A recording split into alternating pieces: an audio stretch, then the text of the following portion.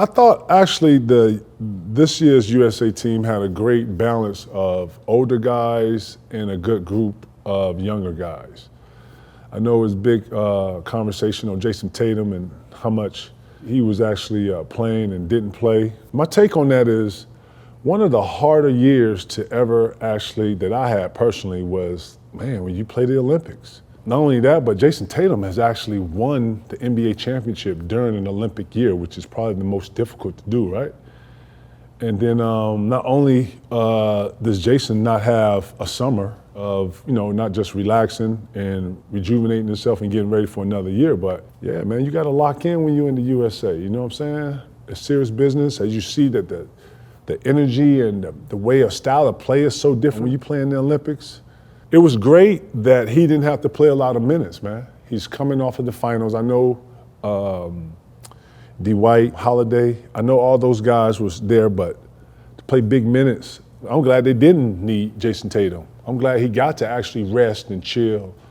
When everybody was talking about he was getting these DNPs, I bet you that there was a conversation with him and Grant Hill or with management about coming on the team and then having time to be able to rest, to be able to kind of micromanage and balance it all.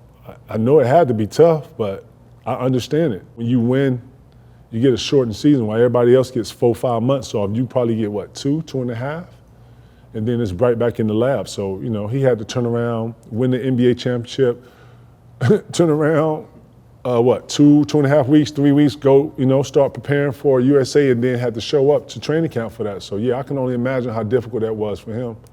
But shout out to JT, man. I don't think you heard him, bickering. I didn't hear any echoes about him being unhappy or any of that. I just think that he was just trying to get through it and micromanaging. And shout out to USA, man, for doing that. I thought Bron led the charge great. I thought having the elder statesman there with him, Curry, and KD to lead the charge, I thought was great for the younger guys to see, having an impressionable Anthony Edwards and an impressionable Jayson Tatum there to see how you lead a team, just like when Kobe was there for Bron to show him how to lead a team, how he was there to show Melo them guys, how to lead a team and how to, give it a different energy. Bron was playing with a different energy. At times where I felt like they had to go and dig into some, extra energy. I felt like he provided that. Steph Curry followed. I thought KD came, gave them great energy. Now it's up to USA to add on to this. If I'm Phoenix, I love seeing KD and Booker out there. Booker playing summertime ball. Embiid didn't look that impressive, if I'm being honest. He looked like he was still hurt a little bit, right? Yeah, he didn't look explosive or none of that, but shout out to USA for doing that, man, and getting that done. I know that wasn't easy. You're getting everybody's best. Like I said, the style of play over there is really aggressive. It's really like a college energy. You know what I'm saying? They were letting a lot of physical play go on. They was letting a lot of fouls go on.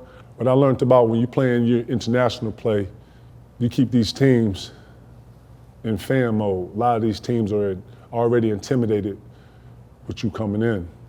And, yeah, we used to make sure that teams stayed fans. You have no way of winning today. This is, and a lot of those players already have that doubt in their mind. You know what I'm saying? And we weren't trying to be buddy-buddy. There wasn't no friends. There wasn't no dapping and stuff. You know what I'm saying?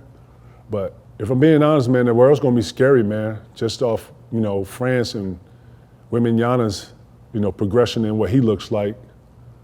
You know what I'm saying? And Germany looked very strong. South Sudan, I think, shocked everybody. Canada looked really good. Actually, the whole basketball in the Olympics was sharp, and I enjoy watching the men and women. You know what I'm saying? Shout out to the men and women's to getting it done. Wasn't no easy nothing. And I thought the Olympics were entertaining, and I enjoyed all of it. But yeah, USA did that shit, man. They held their grounds, and they won gold, and that's all that matters. Who do you see kind of being the next crop of USA basketball talent looking forward to 2028 in LA? I don't know. In all of this, you want to have Zion in here somewhere. You got to have Ja Morant in here somewhere. Obviously, Anthony Edwards, Bam, and all the people that you brought on this trip, you want to bring them back. Anthony Davis.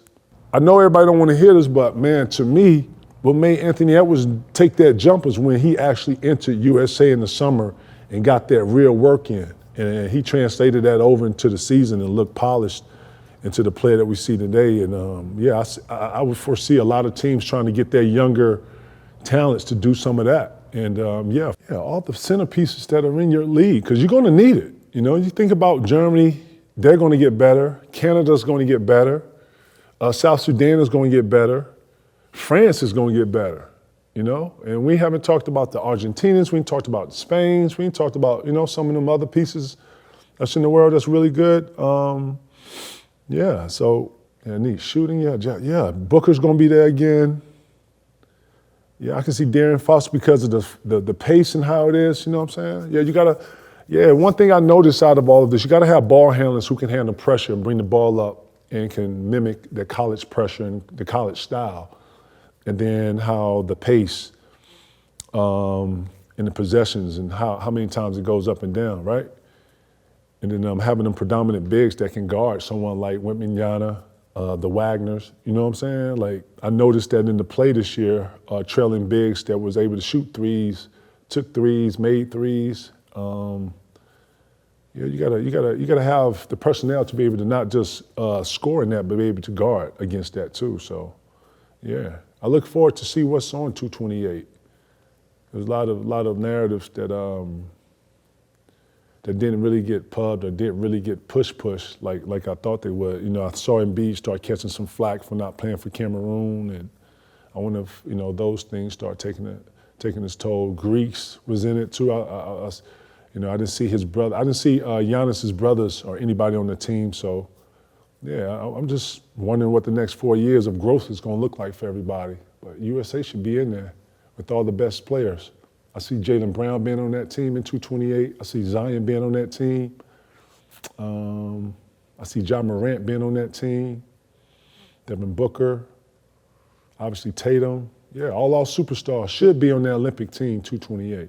But so much can happen in 4 years, good and bad.